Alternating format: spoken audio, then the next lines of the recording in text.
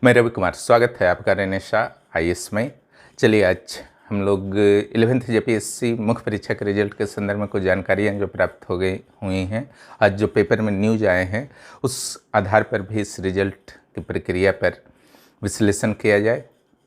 यहाँ पर देखिए, केवल सिविल सेवा 2023 की परीक्षा जो मुख्य परीक्षा है उसके रिजल्ट ही अभी नहीं अटके पड़े हैं, बल्कि इतने सारे जो यूनिवर्सिटी से रिलेटेड एग्ज़ाम्स हैं जिसमें कंट्रोलर का एग्ज़ाम है, रजिस्ट्रार का एग्ज़ाम है, फाइनेंस ऑफिसर का है और प्रोफेसर्स का है, साइंटिस्ट का है, इस सारे के सारे एग्ज़ाम्स के फाइनल रिजल्ट तैयार हो चुके हैं।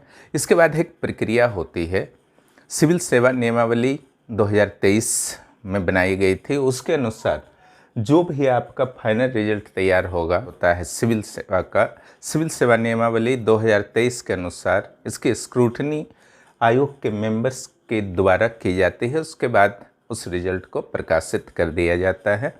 यह स्क्रूटनी की प्रक्रिया ही बाधित है अभी, उसके कारण ही आपका रिजल्ट प्रकाशित नहीं हो पाया है। यह पेपर न्यूज में आया गया है, हमारे पास पर्सनल जानकारी नहीं है।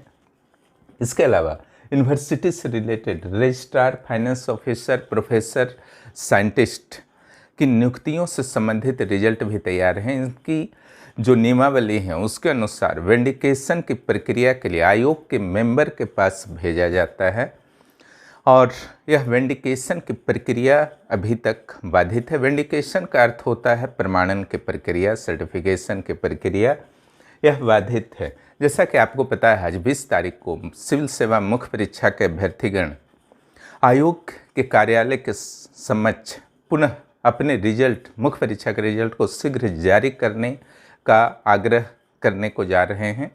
जो भी सिविल सेवा मुख्य परीक्षा के अभ्यर्थी हैं, निश्चित रूप से आप लोगों को इसमें सहयोग करना चाहिए, क्योंकि कुछ मामूली प्रक्रियाओं, जैसा कि पेपर में कहा गया है, कुछ मामूली प्रक्रियाओं के कारण रिजल्ट रुका हुआ है। तो इन सारे मामूली प्रक्रियाओं में जो भी आयोग के मेंबर के पास स्क्रूटनी वेंडिकेशन के लिए गया हुआ है, इसमें कितना दिन लगेगा, कब तक रिजल्ट आएगा, यह आपका जानने का अधिकार निश्चित रूप से है। रिजल्ट में अभ्यर्थियों की ऐसी बात नहीं थी कि वो जबरदस्ती कर रहे थे कि हाँ रिजल्ट तुरंत जारी किया जाए, है ना। केवल 31 जुलाई का जो नोटिस आती है आयोग के द्वारा, जिसमें कहा गया था कि दूसरे सप्ताह से इंटरव्यू शुरू हो जाएंगे। ठीक है, इंटरव्यू नहीं शुरू हो पाया, रिजल्ट नहीं आ पाया, लेकिन आयोग का दायित्व बनता था कि क्या स्थितियां हैं, क्यों नहीं इस 31 जुलाई वाले नोटिस को फॉलो किया जा सका। इस संदर्भ में पुनः एक नोटिस ज़रूर दिया जाना चाहिए, क्योंकि यह ऐसा एग्ज़ाम है जिससे बड़े बड़े ऑफिसर बनते हैं, झारखंड के राज्य स्तरीय ऑफिसर बनते हैं, और इसमें सफल हो जाने के बाद एक अच्छा करियर छात्रों को मिल जाता है, कैंडिडेट्स को मिल जाता है। और इसमें रिजल्ट में कभी भी लेट होता है या कुछ नकारात्मक न्यूज़ वगैरह आते हैं तो अभ्यर्थीगण बहुत ही परेशान हो जाते हैं। इस चीज़ से ऐसी बात नहीं है कि आयोग अवगत नहीं होगा। जब नोटिस जारी किया गया था 31 जुलाई को आयोग के द्वारा, तो निश्चित रूप से अगर वह फॉलो नहीं किया जा सका तो पुनः एक नोटिस जारी कर स्टूडेंट्स को, जो भी अभ्यर्थी थे, उनको इस संदर्भ में अवगत करा देना था कि आखिर क्यों और क्या कारण है जिसके कारण ऐसी समस्या आई है, पुनः कब से इंटरव्यू प्रस्तावित होगा।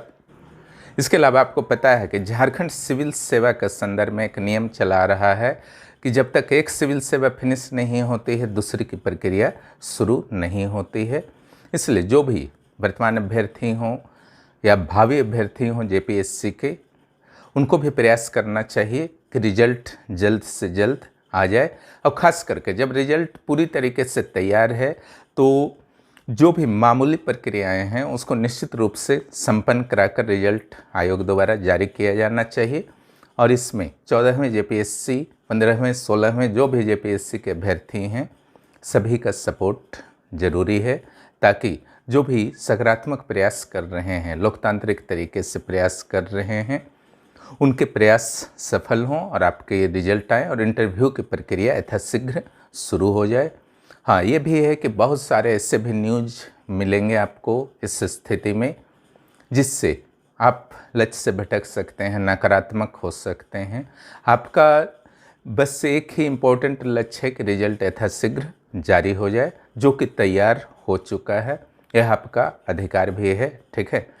या फिर कारण बताया जाए कि कब तक रिजल्ट जारी होगा और रिजल्ट जारी करने में क्या बाधाएं हैं, है ना।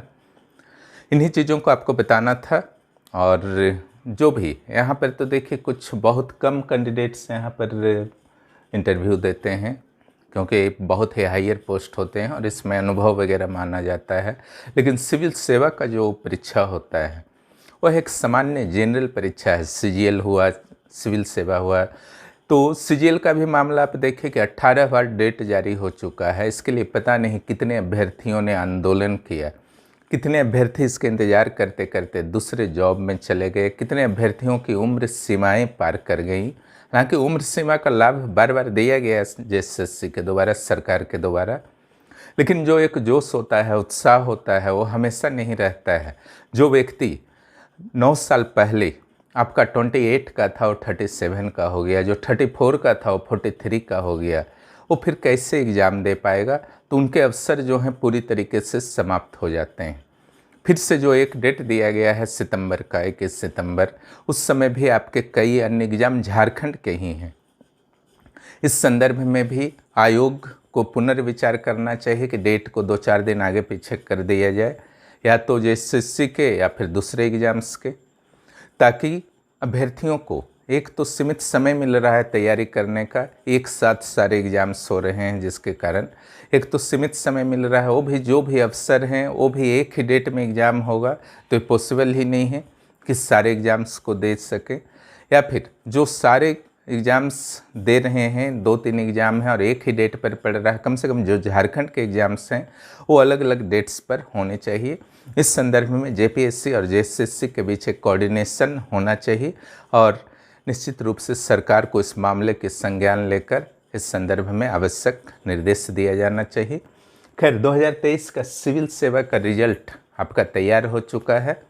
थोड़े से प्रयास की ज़रूरी है ताकि इन मामूली प्रक्रियाओं से संबंधित बाधाओं को दूर किया जा सके, और इस प्रयास में आप सभी का सहयोग बहुत ज़रूरी है। शुभकामनाएं मुख्य परीक्षा के रिजल्ट के लिए, और आपके प्रयास सफल हो, हमारी यही शुभकामना।